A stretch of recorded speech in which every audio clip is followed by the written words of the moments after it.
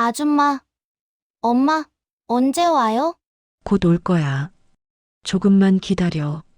비 오는 11월 저녁 분식집 구석 테이블에 혼자 앉아 있던 5살 여자아이가 있었어요.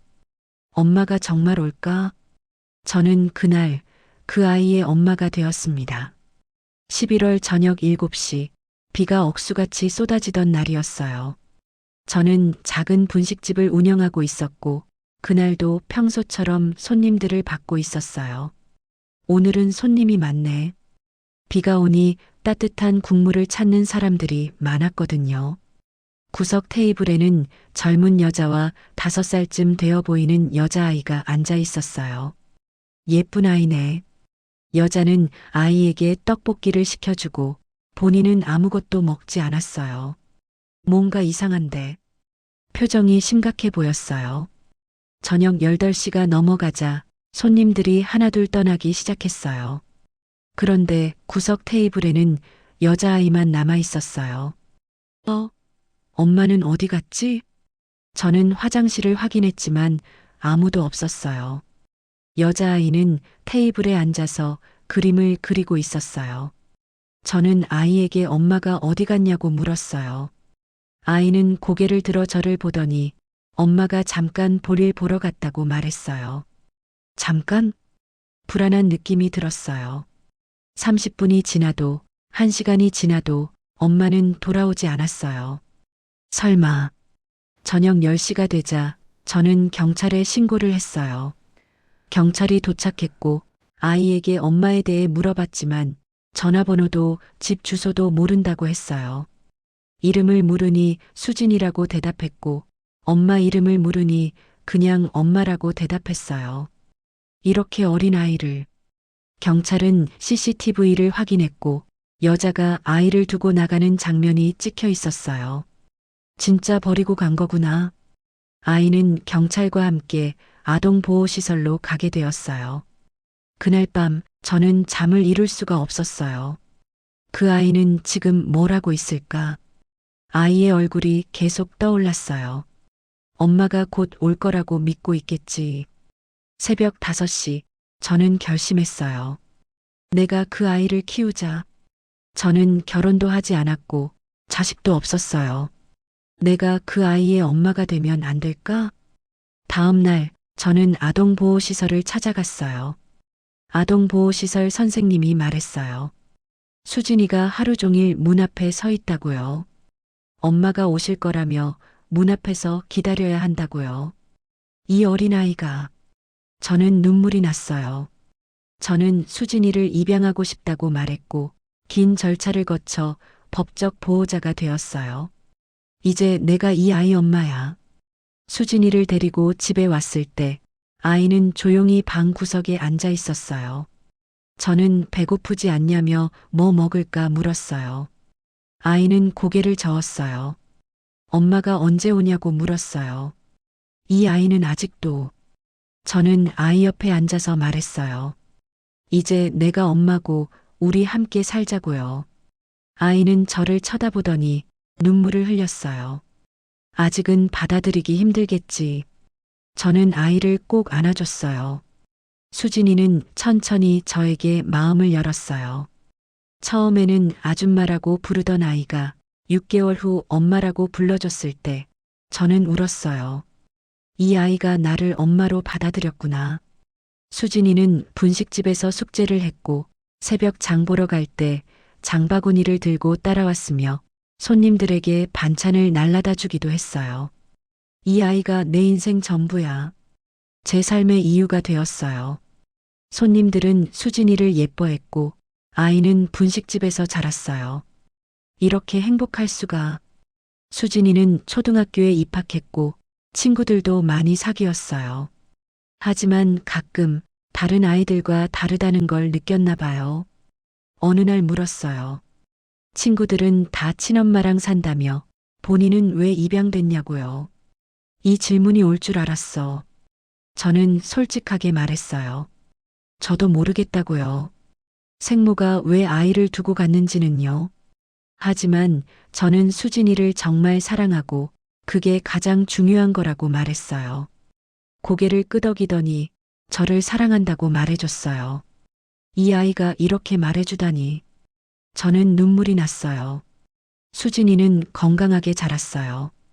중학교 때는 반장을 했고, 고등학교 때는 학생의 임원을 했어요. 이 아이가 이렇게 훌륭하게 자라다니. 저는 자랑스러웠어요.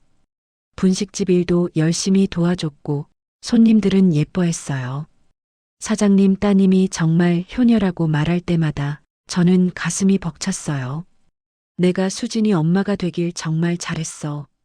수진이는 대학에 합격했어요. 간호학과에 입학했고 저는 정말 기뻤어요. 본인이 간호사 되면 제 건강을 챙겨주겠다고 말했어요. 이 아이가. 저는 눈물이 났어요. 대학생이 되어서도 방학 때마다 분식집을 도와줬고 저와 함께 시간을 보냈어요. 이렇게 행복할 수가 있을까? 함께한 시간들은 제 인생에서 가장 소중한 순간들이었어요. 수진이는 대학을 졸업하고 대학병원에서 간호사로 일하게 되었어요. 저는 정말 자랑스러웠어요. 내 딸이 간호사라니. 바빴지만 일주일에 한 번은 꼭 분식집에 들렀어요. 오늘 많이 바빴냐고 물었고 저는 그럭저럭이라고 대답했어요. 본인도 바쁘긴 한데 저를 보고 싶어서 왔다고 말했어요. 이 아이가 이렇게 효녀일 줄이야. 저는 행복했어요. 어느 날 평소보다 조금 일찍 분식집에 들렀어요. 내일부터 해외 의료 봉사를 간다고요. 저는 어디로 가냐고 물었어요. 아프리카라고 대답했고 6개월 정도 갈 것 같다고 했어요. 6개월이나? 저는 섭섭했지만 좋은 일 하러 가는 거니까 말릴 수는 없었어요. 조심히 다녀오라며 여기서 기다리겠다고 말했어요. 저를 사랑한다고 말하며 저를 꼭 안아줬어요. 왜 이렇게 마음이 아프지? 다음 날 출국했어요. 그런데 분식집 카운터에 작은 상자 하나가 놓여 있었어요. 이게 뭐지? 상자 위에는 편지가 붙어 있었어요. 제가 없는 동안 심심하실까봐 선물을 남기고 간다고요. 사랑한다고요. 수진이가. 저는 상자를 열었어요. 여는 순간 저는 숨이 멎는 것 같았어요. 이게. 상자 안에는 낡은 공책 한 권이 들어 있었어요. 이게 뭐지? 공책을 열자 5살 때부터 쓴 일기가 있었어요. 첫 장에는 이렇게 적혀 있었어요. 오늘 새 엄마가 생겼다고요. 이상하다고요. 5살 때 쓴 일기였어요. 다음 장에는 이렇게 적혀 있었어요. 엄마가 떡볶이 만들어줬다고요. 맛있다고요. 6살 때 쓴 일기였어요. 페이지를 넘길수록 일기는 계속 이어졌어요. 엄마가 아파서 걱정이라고 빨리 나았으면 좋겠다고요. 8살 때 쓴 일기였어요. 엄마를 사랑한다고 엄마가 세상에서 제일 좋다고요. 10살 때 쓴 일기였어요. 이 아이가 이렇게. 저는 눈물이 쏟아졌어요.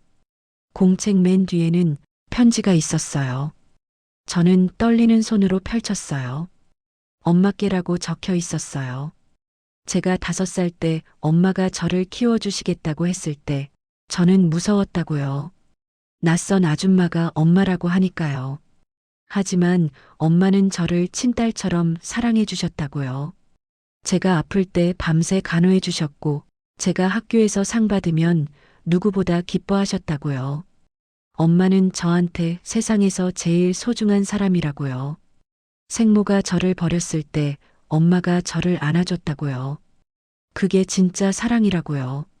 엄마, 저 낳아주셔서 고맙다고요. 아니, 저 키워주셔서 고맙다고요. 엄마가 제 진짜 엄마라고요. 사랑한다고요. 딸 수진이 올렸다고 적혀 있었어요. 수진아. 저는 그 자리에서 주저앉아 울었어요. 6개월 후 돌아왔어요.